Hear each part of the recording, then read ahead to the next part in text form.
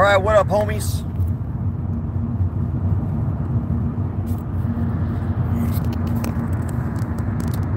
I am on my way home from a day at the Capitol. Well, half a day at the Capitol, and also I did an open carry ride.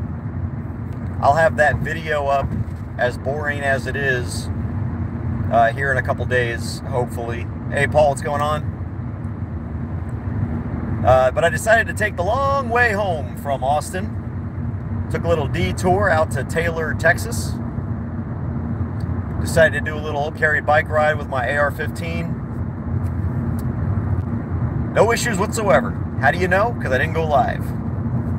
So I always have my, when I do these rides, I always log into my channel, create the live event, and then just close the app until I need it. Just turn off the phone. Then all I've got to do is log on or just open up my phone and hit go live in case something does happen. But I do record my rides, and it looks like there's a little bit of a lag.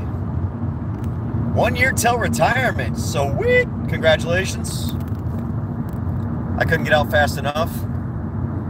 Sort of. On one hand, I couldn't wait to get out because it was stifling my, it was harsh in my groove, man. It was keeping me from being as political as I wanted to. And, but on the other hand, I kind of didn't really want to get out. I liked it. I loved training troops. You know, the whole time I was in the military, I never got training on my oath and on the Constitution. And so when I became a first sergeant, actually a platoon sergeant, is when I started training my troops on their oath and the Constitution. And so that's kind of one of the reasons why I did not really want to get out, because I literally, out of the probably hundreds of NCOs and officers that I had, and the hundreds of training events that I went through, never once did we ever get trained on our oath, and never once did we ever get trained on the Constitution and, you know, what our role in defending it is as soldiers. And so I kind of felt bad about getting out, because I mean, I literally felt like I was the only one doing that sometimes. But hopefully, some of the soldiers that I trained that were under me are still in, and they're following up on that. So anyway, well, that's good. I'm glad they came up when y'all were at the border. So anyway, hey, a couple of quick updates on this channel. I know I've mentioned some things on the Open Carry Texas channel, and I've mentioned stuff on my CJ Grisham channel, which I leave for political stuff that's not 2A related. Constitutional carry is almost dead. Anybody in the chat that's watching this? I know there's not a lot of people right now. Anybody play Fortnite or understand what Fortnite is? Ever played it? I ask because I'm going to make an analogy here about constitutional carry. I'll just give it a second for the lag. No, nobody play Fortnite? All right. Are there other games that are like I don't play a lot of games. I don't have time for it. But anybody play another like first shooter game where, like, if you're shot and you get wounded, somebody's got to come and patch you up? You can't really do much but kind of crawl around until somebody comes and heals you. Anyway, all right. I'm just going to give the analogy anyway. So in Fortnite, if you're playing in certain modes, like if you get shot and your health meter goes below a certain level, your character is basically out of commission. Like, it falls to the ground. You're basically crawling all over the place until a teammate comes and heals you and picks your health back up.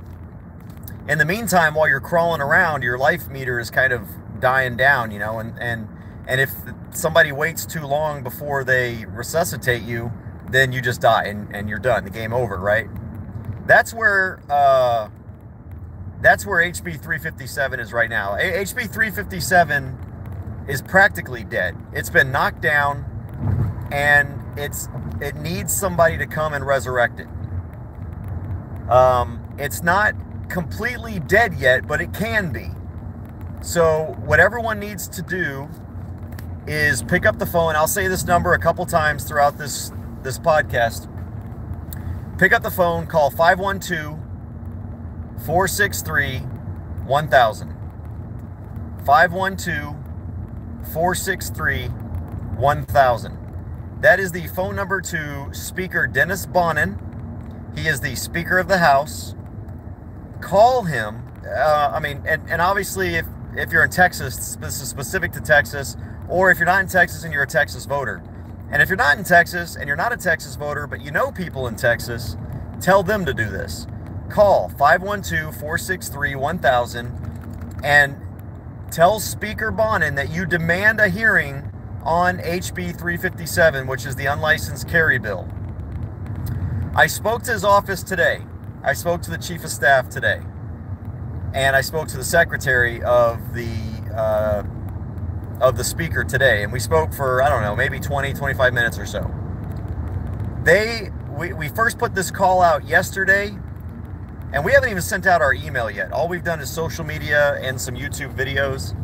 They are getting hammered with phone calls, and they need to keep getting hammered with phone calls. The Speaker needs to see everybody as much as they saw everybody in 2013, 2014, and 2015 when we got open carry passed.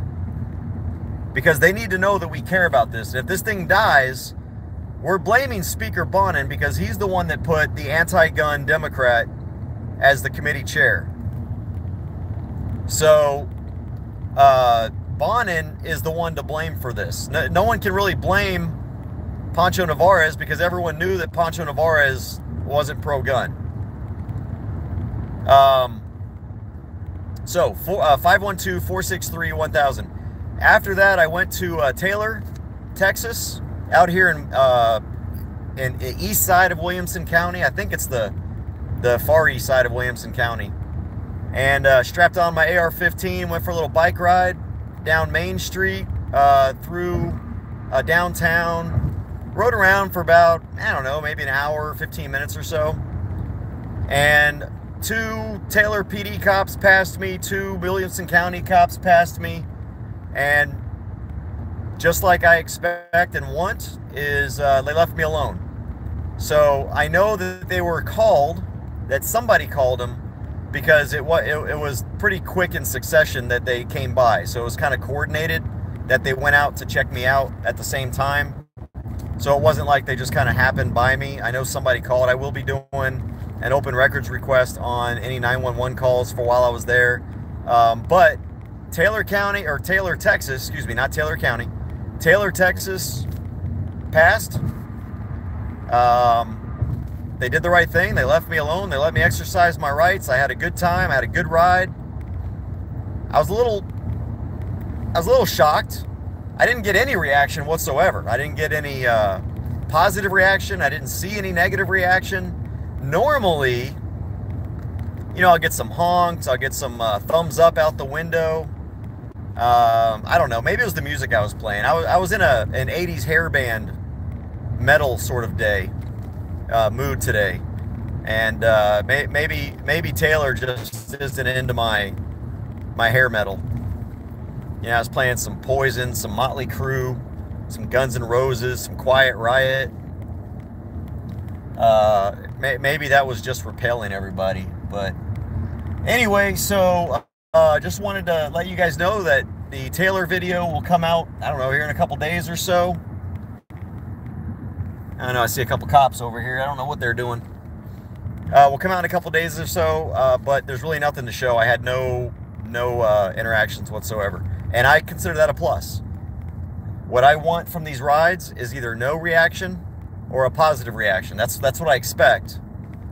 I do not expect negative reactions. So again, call Speaker Bonnen, 512-463-1000, 512-463-1000.